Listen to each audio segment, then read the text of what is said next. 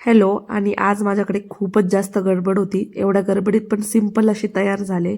या दोन माझ्या मैत्रिणी ज्या माझ्याकडे आलेल्या आहेत मला हेल्प करायला स्वयंपाकासाठी. तर आज माझ्याकडे सुवासिनी होत्या. झटपट पुरण बनवून घेतलं. बघा किती छान झालं आहे पुरण. आणि त्यानंतर मस्त सगळा स्वयंपाक वगैरे करून घेतला. आमटीचा मसाला वगैरे बनवून ठेवला होता. तर खूप दिवसभर काम गेलेलं हे मला.